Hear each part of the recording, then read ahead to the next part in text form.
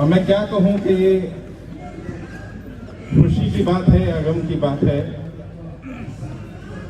कि हम इतने ज्यादा लोग यहाँ एक ऐसी परेशानी के कारण इकट्ठा हुए जिसके लिए हम में से कोई भी जिम्मेदार नहीं है। सरकार की गलत नीतियां, वो नीतियां जो सरकार ये कह करके देती है कि इससे आपका भला होने वाला है, उसके कारण सरकार की उन गलत नीतियों के कारण लोग कर्जे की दलदल में धंसते जा रहे हैं, फंसते जा रहे हैं। वो एक कहावत है, एक शेर है, अगर वो मुझे जहर देता तो दुनिया की नजरों में आ जाता।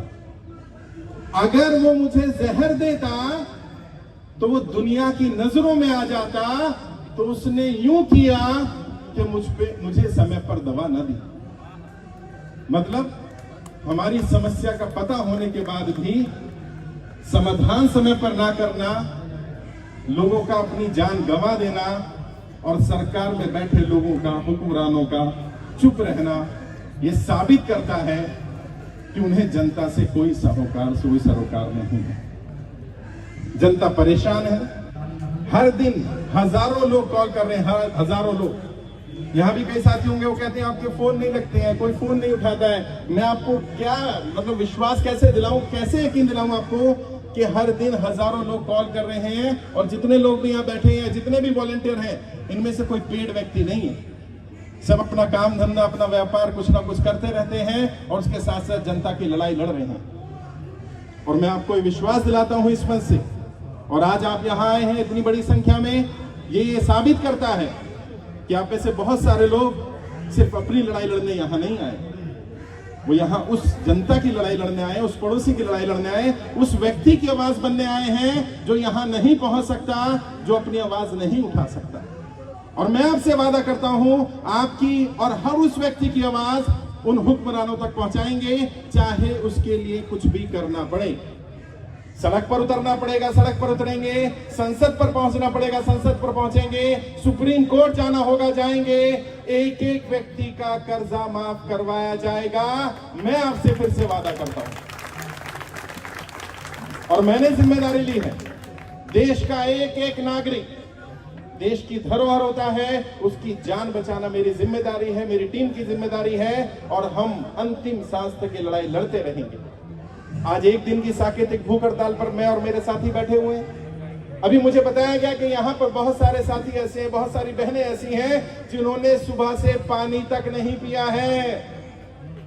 अगर वो हुक्मरान सुन रहे हो तो वो देखें कि यहाँ कैसे लोग बैठे हुए हैं, और ये ना भूख लगती है ना प्यास लगती है, इस कर्जे ने जान आफत में डाल दी है।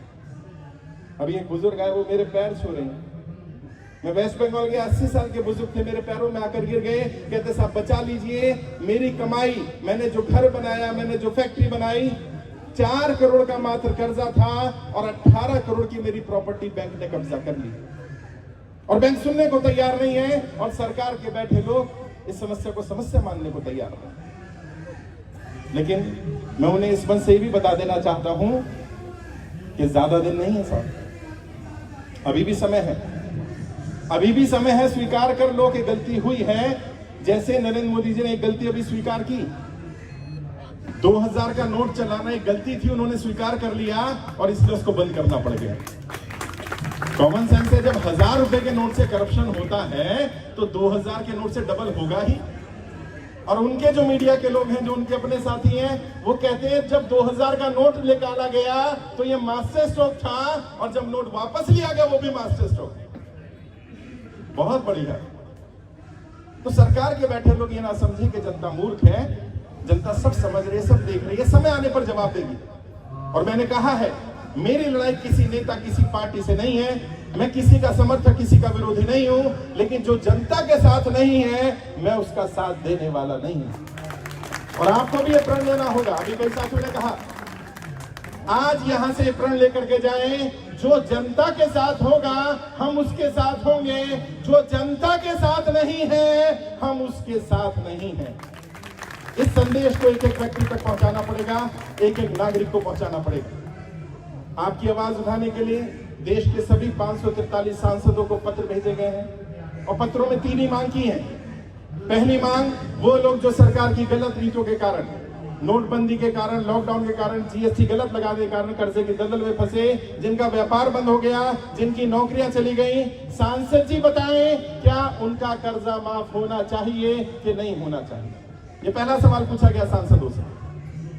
दूसरा सवाल पूछा गया, जब गौतम अडानी जी का 12,770 करोड़ रुपए का लोन अंडरराइट किया जा सकता है, जब गौतम अडानी जैसे व्यक्ति को 12,770 करोड़ रुपए की राहत दी जा सकती है, तो आम व्यापारी को 1 करोड़, 2 करोड़, 5 करोड़, 10 करोड़, 20 करोड़ तक का जो लोन लेता है, क्या उसे 2 साल का समय दिया जाना चाहिए कि नहीं दिया जाना चाहिए?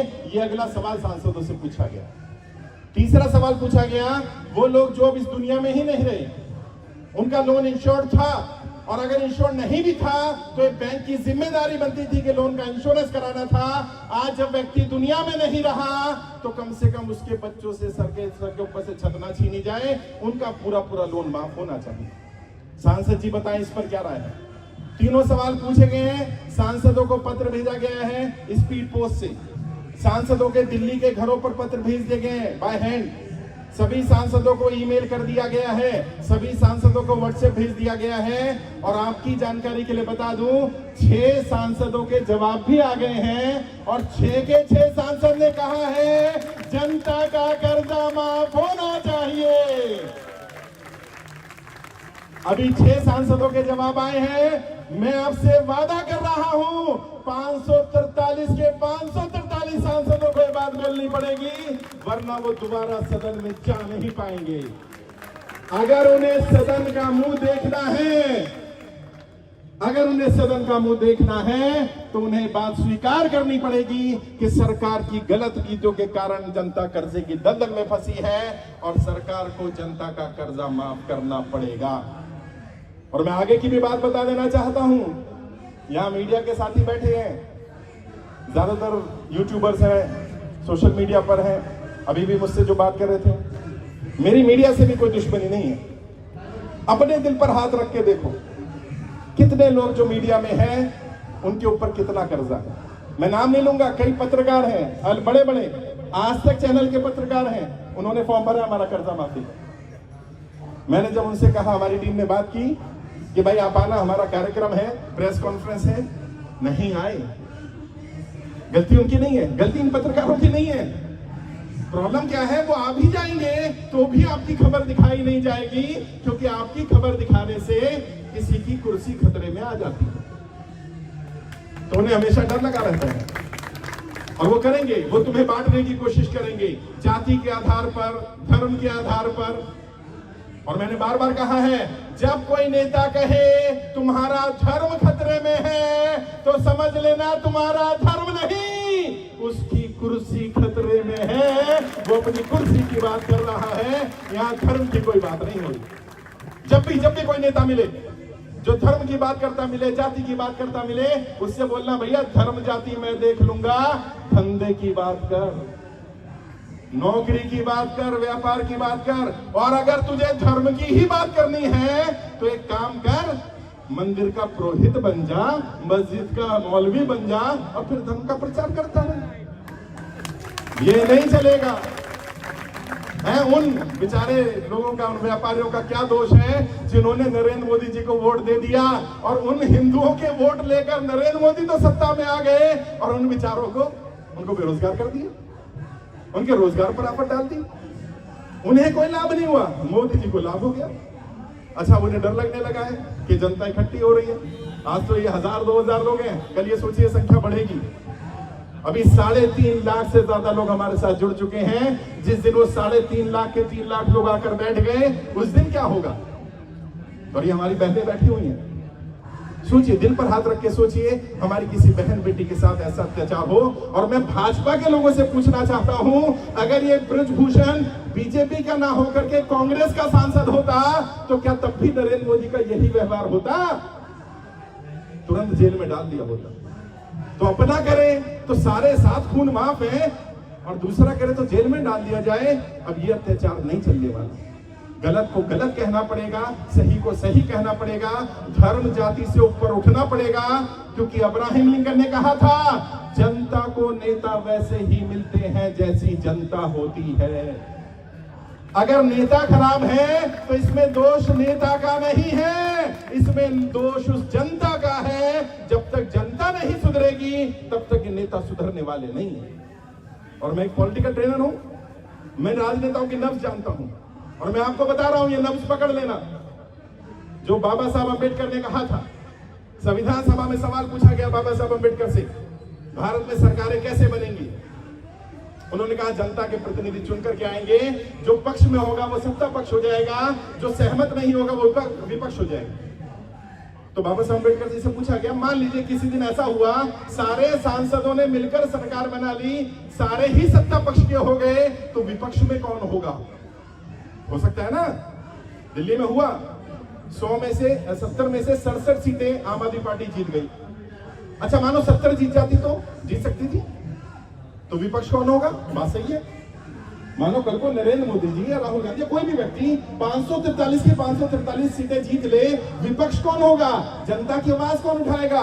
तो सोचिए उस महान व्यक्ति ने उस समय पर भारत के सदन में क्या कहा?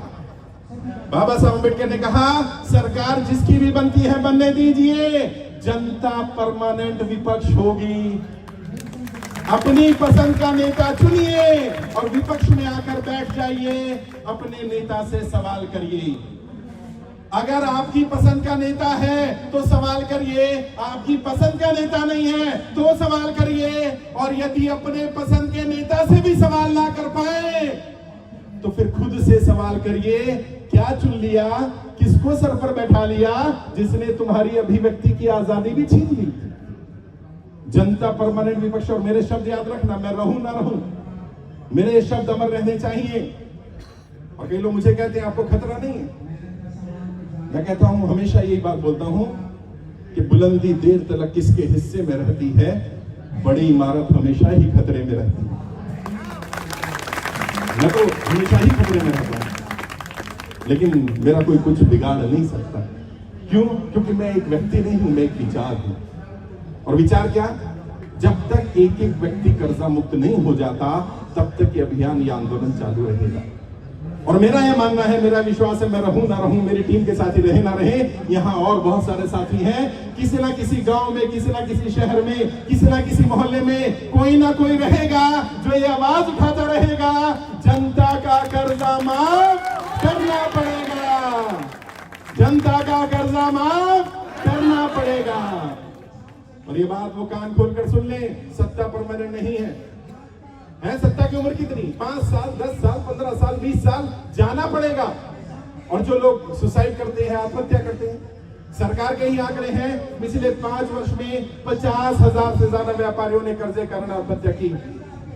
पिछले 1 वर्ष में 20,000 से ज्यादा लोग आत्महत्या कर चुके हैं। और मेरा मानना यह है, ये संख्या इससे कई गुना ज्यादा है, क्योंकि बहुत सारी खबरें अखबारों में नहीं आती हैं, सरकार की नजरों में नहीं आती हैं। आत्महत्या करना कोई समाधान नहीं है दोस्तों। मैंने कहा ना, सरकार की उम्र कितनी? 5 साल, 10 साल, 15 साल, सरकार चली जाएगी, आज नहीं तो कल चली जाएगी। इंसान की उम्र कितनी है? 50 साल, 60 साल, 70 साल, 80 साल, 90 साल, 100 साल। अगर 10-15 वर्ष खराब हो जाए तो पूरा जिंदगी खराब नहीं हुई है, इसको स्वीकार करिए।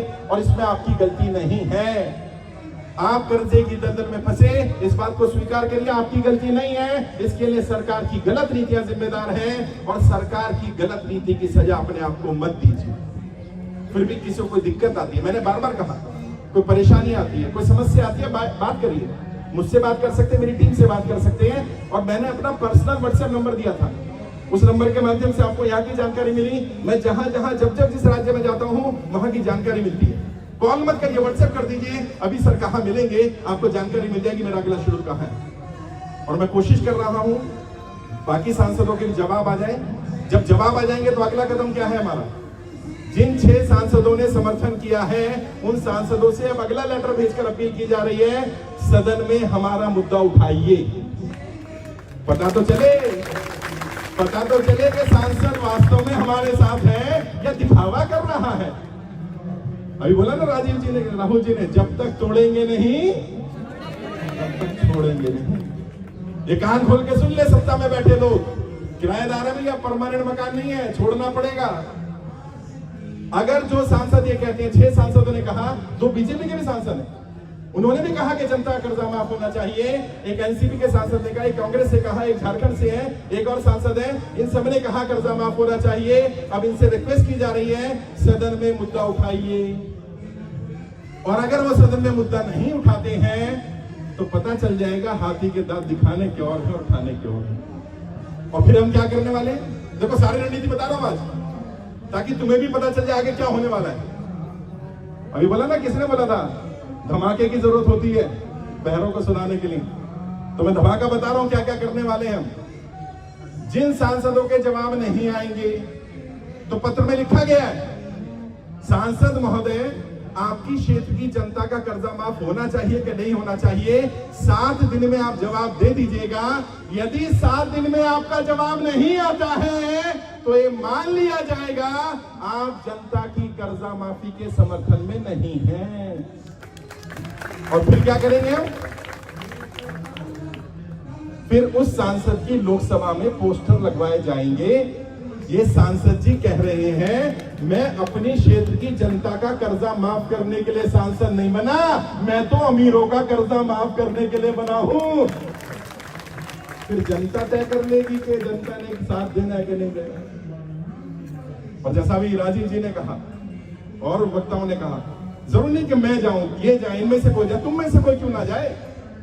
जिसको समस्या आ रही है वो जाए सांसद के पास।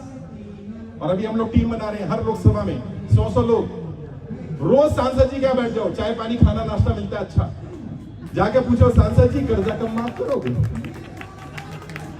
अच्छा रिकवरी वाले को सांसद के घर बुला लो, भैया मेरे पैसे ना सांसद जी से लेने हैं, वहां आ जा। जब तक तोड़ेंगे नहीं छोड़ेंगे नहीं। और जितने भी सांसद हैं माननीय हैं, सम्माननीय हैं, सम्मान के साथ उन्हें कह रहा हूं, आपको आपकी कुर्सी प्यारी है, मुझे आपसे ज्यादा आपके साथ हमदर्दी है और मैं चाहता हूं आप परमानेंट उसी कुर्सी पर रहे, अंतिम शव यात्रा भी उसी कुर्सी पर निकाले, मुझे कोई आपत्ति नहीं है?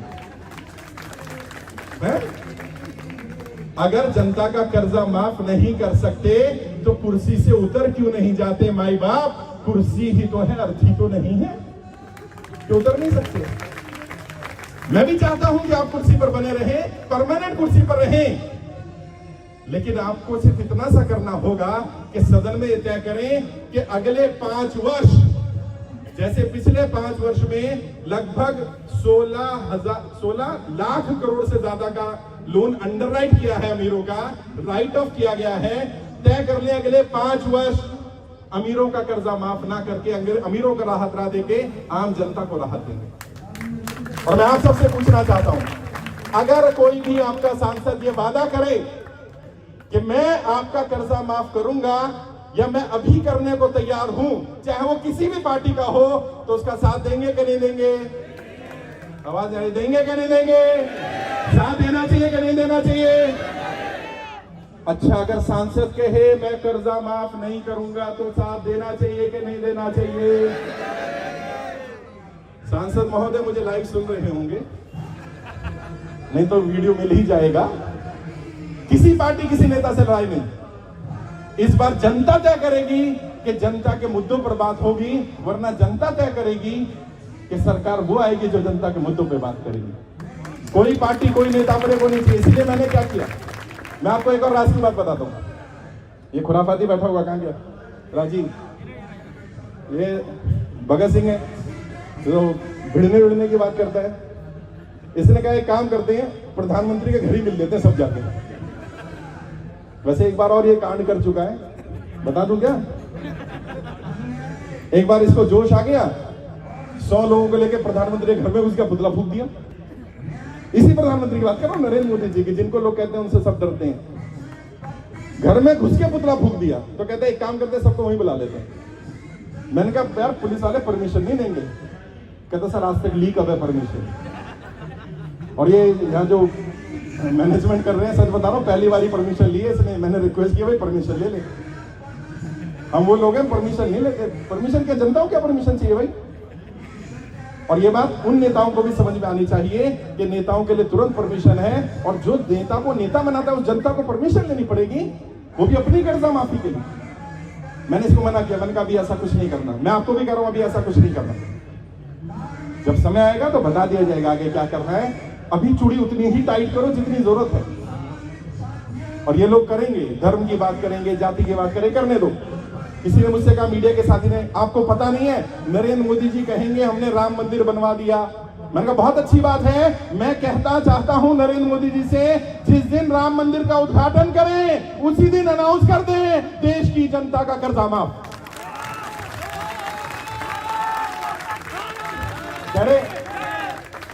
कहते हैं आप तो हर चीज में कर्जा घुसेड़ लेते हो। मैंने कहा वो भी तो धर्म घुसेड़ लेते हैं। हाँ, धर्म बड़ा है लेकिन धर्म से बड़ा धंधा है। जब पेट में रोटी नहीं होती ना साहब, तो उसे हिंदू मुस्लिम सिख ईसाई कुछ नजर नहीं आता, उसको उस समय अपना धंधा नजर आता है। उन लोगों से पूछो जो भूख से मर जाते हैं, उस व्यक्ति से पूछो। लोग कहते थे आत्महत्या कर ली, कायर था। मैं सच्चाई बताऊं, कायर था कि नहीं था मुझे नहीं पता, लेकिन खुददार था, इज्जतदार आदमी था वो। क्योंकि जब उसकी समाज में इज्जत उछाली जा रही थी, जब उसकी बहन बेटियों को बुरा कहा जा रहा था, मरता क्या ना करता, अपने सामने देख नहीं सकता, या तो मार देता या मर जाता। मारने की ताकत नहीं थी, मर गया। और कितना अत्याचार हो रहा है। यहाँ मध्य प्रदेश से साथी आए होंगे, उन्होंने बताया, मैं नाम नहीं लूंगा किसी का, उन्होंने बताया कि साहूकार से पैसा ले लो और साहूकार कहता है अगर तुम किस्त नहीं दे सकते तो अपनी बहन बेटी को मेरे पास भेजो। ये सरकार में बैठे लोग, ये जो गूंगे बहरे लोग हैं ना, जो सब सुनते भी कुछ नहीं सुनते हैं, सब देखते भी कुछ दिखता नहीं है, उन्हें पता चलना चाहिए कि बहन बेटियों की इज्जत के साथ खिलवाड़ हो रहा है। इस कर्जे ने इतनी बुरी हालत ला दी है, और वो व्यक्ति जो मर रहा है उसके मरने का सबसे बड़ा कारण ये बदनामी है। इज्जतदार आदमी क्या कर सकता है? कितना कर्जा? 10,000, 20,000, 50,000, लाख, 2 लाख, 5 लाख, इससे ऊपर का कर्जा नहीं है। लेकिन बस, और जैसा भी राजीव जी ने कहा, हमारी प्रशासन से कोई लड़ाई नहीं है। ये पुलिस वाले साथी, सीआरपीएफ के साथी खड़े हैं, पैरामिलिट्री के साथी खड़े हैं, इनके भी परिवारों में कर्जा होगा। हमारा इनसे कोई विरोध नहीं है, क्योंकि जो गांधी जी ने कहा था, व्यवस्था का विरोध करना, व्यवस्था बनाने वालों का विरोध मत करना, क्योंकि व्यवस्था बनाने वाले भी उसी व्यवस्था के शिकार हैं। इनके ऊपर बेचारों के ऊपर नौकरी की तलवार अटकी हुई है, नौकरी चली जाएगी। वैसे कोई कमाई का साधन नहीं है, नौकरियां है नहीं, जैसे तैसे नौकरी मिल गई, नौकरी ना चली जाए। लेकिन मैं बता रहा हूं, ये अंदर की बात है, ये सारे लोग हमारे साथ हैं, ये सच्चाई बता रहा हूं मैं। ये जितने पुलिस वाले, पैरामिलिट्री के लोग हैं, सब हमारे साथ हैं, क्योंकि इनको भी पता है देश की जनता कर्जे की दलदल में फंसी हुई है, और उनसे कर्जे की दलदल से कोई बाहर निकालने के लिए बात नहीं कर रहा। अगर कोई कर रहा है तो केवल मैं, आपका भाई, आपका दोस्त, आपका बेटा कर रहा हूं, मेरी टीम कर रही है, ये साथी कर रहे हैं। और जैसा मैंने कहा, जब मुझे पता चला कि यहाँ इस भीड़ में बहुत सारे साथी ऐसे हैं जिन्होंने सुबह से मेरे साथी भूख हड़ताल पर बैठ गए हैं, बताया भी नहीं है, पानी तक नहीं पिया, मैंने भी पानी नहीं पिया। और मैं यहाँ जब व्यवस्था हो रही थी तो टेंट वाले को बोल रहे थे, भैया सुन रहे होंगे, मैंने कहा भैया यहाँ छत लगा देना, गर्मी बहुत है, क्योंकि 2-3 दिन बहुत गर्मी पड़ी है। कहते नहीं, यहाँ अलाउड नहीं है। मैंने चलो कोई बात नहीं, तुम नहीं करोगे तो तुमसे बड़े वाले टेंट वाले से रिक्वेस्ट करेंगे। कहता बड़ा वाला कौन है? मैंने वही तो सबसे बड़ा है, सबका मालिक, उससे रिक्वेस्ट करेंगे। और देखो कितना सुहाना दिन हो गया। मतलब कोई सोच सकता है कि आज मई की 24 तारीख है, इतनी सड़ी गर्मी पड़ती है, और देखिए मौसम कैसा हो रहा है। ये कुदरत का, ये नियति का संदेश है, एक मैसेज है। और मैं बार बार अपनी टीम के साथियों को भी कहता हूं, तुम्हें भी कहना चाहता हूं, अगर तुम चाहते हो वाकई कुछ बदलाव करना, वाकई चाहते हो कि कुछ ऐसा किया जाए जो औरों से अलग है, अपनी नियत सही रखना। नियत सही रखोगे, नियति तुम्हारा साथ जरूर देगी।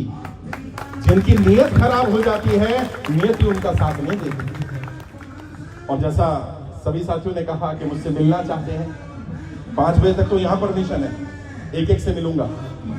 बिल्कुल मत घबराना, कोई नोटिस आया तो मेरी लीगल टीम है, एडवोकेट बैठे ना भाई, लीगल टीम है ना, हाँ लीगल टीम बैठी हुई है, उनसे मिलवाएंगे। अलग अलग राज्यों के प्रभारी हैं, जिस राज्य से तुम आए उससे मिलवाएंगे। तुम्हारी समस्या का समाधान जो इमीडिएट हो सकता है वो करने की कोशिश करेंगे, सबसे मिलेंगे। घबराना नहीं है, परेशानी होना। 5 बजे तक का समय तो यहाँ है। अगर यहाँ नहीं मिल पाएंगे तो इसके बाद हम यहाँ से अपना ये भूख हड़ताल तोड़ने के लिए सीधा गुरुद्वारे जाएंगे, बंगला साहिब। वहां हमने मैनेजमेंट से रिक्वेस्ट की थी, उन्होंने हमारी रिक्वेस्ट मान ली है। वहीं जाकर के पंगत में खाना खाएंगे, गुरु का आशीर्वाद भी ले लेंगे। गुरु की मेहर रहेगी। और ये यकीन मानना, मैं नहीं कर सकता ये काम, ये टीम नहीं कर सकती, हम में से किसी में ताकत नहीं करने की। जब तक वो परमपिता परमात्मा, वो खुदा, वो भगवान, वो वाहिगुरु, वो अल्लाह, उसकी मेहर ना हो, उसकी रहमत होगी तो सब काम हो जाएंगे। ये उसी की रहमत थी जो ये काम हो गया, कार्यक्रम हो गया। आप सभी लोग बधाई के पात्र। मुझे पता चला अलग अलग राज्यों से आए, उड़ीसा से पूरी टीम आई है, कितने 25-30 साथी उड़ीसा से आए हुए हैं, मध्य प्रदेश से ऐसी साथी है, महाराष्ट्र से आए, गुजरात से आए, वेस्ट बंगाल से पूरी टीम आई हुई है। जबकि मैंने मना किया था, मैंने रिक्वेस्ट किया था भाई मत आना बाहर से, दिल्ली और एनसीआर के लोग आना, लेकिन आप आए। ये आपका व्यक्तिगत रूप से मेरे ऊपर एहसान है। और मैं आपसे वादा करता हूं, जब भी उस परमपिता परमात्मा ने, उस नियति, उस खुदा, उस भगवान, उस वाहिगुरु ने, उस अल्लाह ने मुझे ताकत दी, 1 मिनट नहीं लगाऊंगा तुम सबका कर्जा माफ करा दूंगा, 1 मिनट नहीं लगाऊंगा। ये मेरा वादा है आपसे। और मौत और जिंदगी तो ऊपर वाले के हाथ है, वो तो पता नहीं। जीते जी मैं आपसे वादा करता हूं, मैं आपकी लड़ाई लड़ता रहूंगा। मैंने अपना व्यापार, काम धंधा सब बंद कर दिया। मेरा अब एक ही ध्येय है, जनता की कर्जा माफी, और इसके लिए जहां जाना पड़ेगा जाएंगे। अभी हमने कई लोगों को समस्या का समाधान करने के लिए सांसदों, विधायकों के पास भेजना शुरू कर दिया है। कई लोग ऐसे हैं जिनके पास खाने के लिए रोटी भी नहीं है, जिनके पास रहने की जगह नहीं है, तो बिल्कुल मत घबराइए, तुरंत हमारा लेटर लेकर के सांसद और विधायक क्या चले जाइए। लेटर आपको चाहिए होगा, हमारे राज्य का प्रभारी आपको लेटर दे देगा, उसको लेटर को लिख करके, उसका प्रिंट आउट लेकर के, उसको लेकर के सांसद को दे देना। जो मदद चाहिए होगी सांसद करेगा। अगर मदद कर दे तो उसकी वीडियो बनाना, उसको हम प्रमोट करेंगे, चाहे किसी पार्टी का हो। अगर मदद ना करे तो भी वीडियो बना लेना, तो भी प्रमोट करेंगे। अब तो सांसद को तय करना पड़ेगा भैया।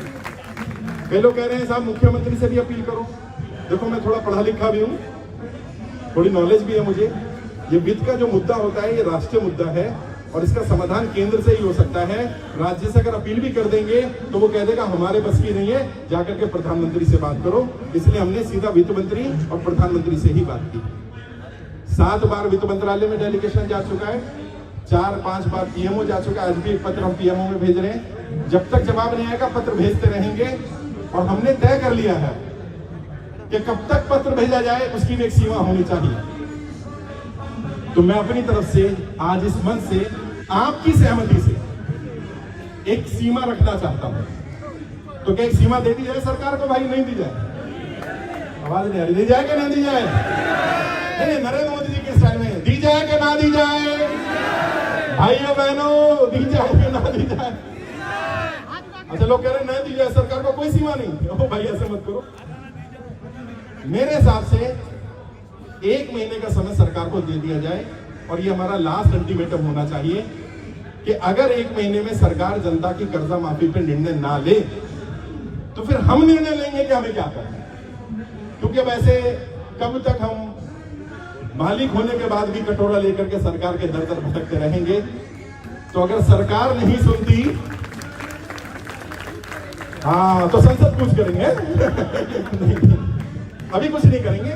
1 महीने का समय दे देते हैं। आज 24 तारीख है, 24 मई 2023। 1 महीने से ज्यादा का समय देते हैं, 30 जून 2023। 30 जून तक का समय है सरकार के पास, सांसदों के पास, जवाब दे दें।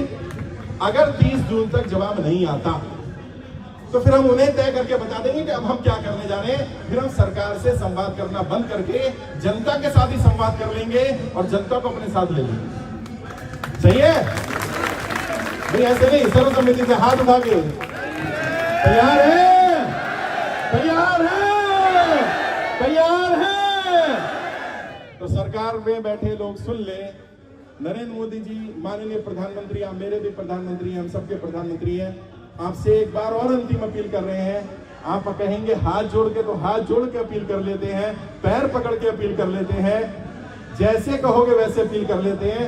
30 तारीख तक आप हमें बता दें कि आप जनता का कर्जा माफ कर रहे हैं कि नहीं कर रहे हैं। अगर 30 जून तक जवाब नहीं आता तो जो भी करना होगा फिर जनता को करने देंगे, फिर हम जनता को रोकेंगे नहीं। जनता संसद का घेराव करना चाहे संसद का घेराव कर ले, जनता सांसद का घेराव करना चाहे सांसद का कर ले, जनता सांसद की कुर्सी पकड़ना चाहे कुर्सी पकड़ ले, छीनना चाहे छीन ले, बैठना चाहे बैठ ले। तैयार है? तैयार है? क्योंकि देखो जैसा भी कहा था हरमन जी ने, नहीं नीरज जी ने कहा था क्या, अगर आप यहाँ खांसोगे भी ना तो आपकी खांसी की आवाज भी संसद भवन में जाती है, क्योंकि यहाँ ऑफिसर बैठे होंगे, पुलिस वाले होंगे, एलआईओ होंगे, सिविल ड्रेस पे होंगे, वो जानकारी देंगे पल पल की। मैं तो वैसे ही सर्वेलेंस पे रहता हूँ, ये लोग भी सर्वेलेंस पे रहते हैं, और आज से तुम भी सर्वेलेंस पे आ जाओगे। सरकार देखेगी अच्छा यही खुराफाती है। डरना नहीं है किसे, हम गलत नहीं कर रहे, हमारी कोई मांग गलत नहीं है, और अपने लिए मत लड़ना बस। मैंने देश की आजादी से पहले के, आजादी के बाद के मैक्सिमम आंदोलनों के बारे में पढ़ा। मैंने देखा कि आंदोलन फेल क्यों होते हैं और आंदोलन सफल क्यों होते हैं। राज की बात बता रहा हूं, तुम लेके जाना, तुम्हारा आंदोलन सफल हो जाएगा। पता चला ज्यादातर आंदोलन इसलिए फेल हो जाते हैं क्योंकि हर कोई अपनी मांग के लिए लड़ रहा होता है। यहां पर रेगुलरली लोग बैठते हैं, कोई अपनी मांग कर रहा है, पेंशन दे दो, कोई कह रहा है कुछ दे दो, कोई कुछ दे दो, कोई कुछ दे दो, हर कोई अपनी लड़ाई लड़ रहा है। जब तक तुम अपनी लड़ाई लड़ते रहोगे, अपनी मांग के लिए लड़ते रहोगे, मेरा विश्वास करना तुम लड़ाई जीत नहीं पाओगे। अगर तुम वाकई लड़ाई जीतना चाहते हो, अपनी लड़ाई लड़ना बंद कर दो, दूसरों की आवाज उठाना शुरू कर दो। और देखो यहाँ हजारों लोग हैं समय को, अगर हर व्यक्ति तय कर ले मुझे हर एक की मदद करनी है, तो एक व्यक्ति की मदद के लिए 1000 लोग मिलेंगे। और अगर हर व्यक्ति तय कर ले मुझे अपनी मदद करनी है, तो एक मिलेगा। तय कर लो तुम्हें 1 चाहिए कि 1000 चाहिए, है कितने चाहिए? तो बस तय कर लो अपने पड़ोसी की मदद करनी है। करोगे? ऐसे नहीं करोगे तो पड़ोस में जो भी बैठा है उसका हाथ पकड़ लो, हाथ पकड़ लो भाई। पड़ोस में जो भी बैठा है तो हाथ पकड़ ले, शर्माओ नहीं, बहन है तो भाई बहन है, कोई दिक्कत नहीं है। हाथ उठा लो, हाथ उठा लो भाई, हाथ तुम भी उठा लो, तुम क्यों शर्मा लो? तुम्हारी दुश्मनी है क्या? हाथ उठा लो, हाथ उठा लो। अब शपथ लेंगे हम, तैयार है? मैं शपथ लेता हूं, मैं अपने इस पड़ोसी भाई, मैं अपने इस पड़ोसी भाई, मैं अपने सामने वाले भाई, मैं अपने पीछे वाले भाई, मैं अपने सभी भाई बहनों की हर संभव मदद करूंगा। मैं उसे अकेला नहीं छोड़ूंगा। कोई साहूकार, कोई बैंक वाला, कोई एनबीएफसी वाला अगर मेरे भाई बहन को परेशान करेगा, मेरे पड़ोसी को परेशान करेगा, मैं उसकी लड़ाई लड़ूंगा। यदि मैं ना लड़ूं, सोच लो मैं जो बोलने वाला हूं, तैयार हो ना? झूठी कसम मत खाना। यदि मैं उसकी लड़ाई ना लड़ूं तो परमात्मा मुझे जो सजा देना चाहे दे दे। तैयार है? इनकलाब, इनकलाब, इनकलाब। मैं आपका भाई, आपका दोस्त, आपका बेटा, जो आप समझना चाहो, मैं आपके लिए इतना ही कर सकता हूं, इतना ही कर सकता था। आप लोगों को जोड़ दिया। अब आप लोग एक दूसरे का साथ दो ना दो, ये मेरी गलती नहीं होगी। एक दूसरे के नंबर लो, यहाँ कोई मना ही नहीं है। कोई किसी को नंबर दे रहा था, कार्ड बांट रहा था, मैंने कहा बिल्कुल सबको बांटो, मेरे को कोई दिक्कत नहीं है, सब एक दूसरे की मदद करो। लेकिन कोई किसी के साथ फ्रॉड ना कर लेना, पता चला टोपी बना दी, बेचारा पहले ही कर्जे में था, उसे एक स्कीम और चेप दिया, जा 2 के 4 करेंगे, 2 के 4 करेंगे, उसके 2 के 1 रह गए। ऐसा नहीं करना। और अगर ऐसा करो तो ऑन कैमरा बोल रहा हूं, अपनी सोच विचार से करना। और जब कोई स्कीम बताता है, जहर देकर नहीं दिया जाता, जहर दवा देकर दिया जाता है। स्कीम बताता है तो यही बोलेगा बहुत बढ़िया बाबू, मैंने 1 के 4 किए, तेरे 1 के 8 हो जाएंगे, और फिर तेरा 1 गायब। कैसे झांसे में नहीं आना। कर्जे के कारण एक दूसरे की मदद करना, कोई किसी को परेशान करता है। कई लोगों ने मुझसे कहा, मैं नाम लूंगा, बड़े अधिकारी हैं, मेरे मित्र हैं, IAS हैं, कहते सर सारी बातें सही हैं, लेकिन एक बात बताऊं, कुछ लोग ऐसे हैं जो फ्रॉडी हैं, जो पैसा खा के पैसा देना नहीं चाहते। मैंने कहा मैं आपकी बात से सहमत हूं, कुछ लोग ऐसे हो सकते हैं। मैंने पूछा कितने प्रतिशत होंगे? कहते लगभग 20-30% होंगे। मैंने 50 मान ले, कहते ठीक है। मैंने बाकी 50 का कर दो, और चुप हो गया। कह रहे पता कैसे लगा? मैंने सरकार तुम हो कि मैं हूं? अबे भाई सरकार तुम हो ना, मैंने तुम्हें जानकारी दे दी, तुम उसे बुला लो, उससे पूछ लो भैया कैसा कर्जा, किस चीज का कर्जा, बता देगा। सरकार के पास तो सब कुछ है। मुझसे चाहते हो कि मैं इंक्वायरी करके बताऊं फ्रॉड है कि जेन्युइन है। मेरे लिए तुम सब जेन्युइन हो, मेरे लिए 3.5 लाख के 3 लाख जेन्युइन है, क्योंकि उन्होंने अपनी जानकारी मुझे दी है। भाई साहब, कर्जा ऐसी चीज है, घर वाला अपनी बीवी को नहीं बताता, बीवी अपने हस्बैंड को नहीं बताती कर्जा कितना है। मैंने कई घरों की ऐसी स्थिति देखी है, क्योंकि पता है कि कर्जा पता चल गया तो मेरे को देखने का नजरिया बदल जाएगा, इसका पता चलेगा इसके पास तो कुछ है नहीं। जो व्यक्ति अपनी इतनी खास चीज जो अपनी पत्नी को ना बताए, उसने मुझे बता दी, तो मैं कैसे मान लूं वो फ्रॉड है यार? मेरे लिए वो जेन्युइन है। और तुम्हें ये पूछेंगे, मैंने बहुत सारी वीडियो बनाई, वो भी सुन लेना, लेकिन कुछ जवाब बता देता हूं। तुम्हें लोग कह सकते हैं किसी ने समय पर तुम्हें पैसा दिया, तुम्हारी मदद करी, अब तुम चाहते हो उसका पैसा मर जाए। नहीं, उसका पैसा मरेगा नहीं। सरकार के कर्जा माफी का नियम समझो और उन्हें भी समझाना। नियम क्या होता है? मान लो तुमने मुझसे पैसा लिया, सरकार ने तुम्हारा लोन माफ कर दिया, मेरे पैसे का क्या होगा? मेरा पैसा सरकार मुझे देगी जितना जायज बनता होगा, यानी मेरा भी नहीं डूबेगा और तुम्हें भी नहीं देना है, सरकार मदद करेगी जैसे बैंकों की मदद करती है। तो साहूकारों को बताओ, अभी होशियारपुर में हुआ ना हमारे साथ, पंजाब में एक NBFC कंपनी ने कंप्लेंट कर दी, तुम्हारे राष्ट्रीय अध्यक्ष गए और गए हैं पठानकोट में हुआ हमारे साथ। वहां SSP के ऑफिस में गए हमारी टीम, उन्होंने बताया, NBFC वालों को बुलाया गया, RBI का भी एक व्यक्ति कह रहा था मैं RBI का, वो भी आ गया। उन्होंने कहा नहीं, काम तो आप अच्छा कर रहे हो, लेकिन आप ये बोलना बंद करोगे कर्ज मुक्त भारत। कहते अच्छा क्या बोले? कह रहे फिर निःशुल्क बोलना बंद कर दो, पैसे ले लो। मैंने अच्छा, असली बीमारी तो यही है। उन्हें ये प्रॉब्लम नहीं है कि मैं ये कर्ज मुक्त भारत अभियान चला रहा हूं, या तो मैं कर्ज मुक्त बंद कर दूं या मैं निःशुल्क बंद कर दूं, मैं पैसे लेना शुरू कर दूं। मैंने कहा भैया ऐसा है, ना तो हम निःशुल्क हटाएंगे और ना कर्ज मुक्त हटाएंगे, तुम बताओ तुम्हें समस्या क्या है? जब हमारी टीम ने तर्क रखने शुरू करे तो उन्होंने कहा जी लोग आते हैं हमारे पास, लोन ले लेते हैं और अगले दिन कहते हैं मैंने तो फॉर्म भर दिया कर्जा मुक्ति का, अब मेरा लोन माफ हो जाएगा। भाई ऐसा भी नहीं करना। मैं आपके माध्यम से मीडिया के साथ सोशल मीडिया पे तो आप सब डालोगे, मैं ये बात बताना चाहता हूं, जो लोग नोटबंदी, GST, लॉकडाउन के कारण, सरकार की गलत नीतियों के कारण कर्जे की दलदल में फंसे हैं, उनकी कर्जा माफी का यह अभियान है। अगर कोई कहता है कि लॉकडाउन, नोटबंदी, GST के अलावा सरकार की कोई नीति से मैं कर्जे की दलदल में फंस गया, उसका भी कर्जा माफ करवाएंगे।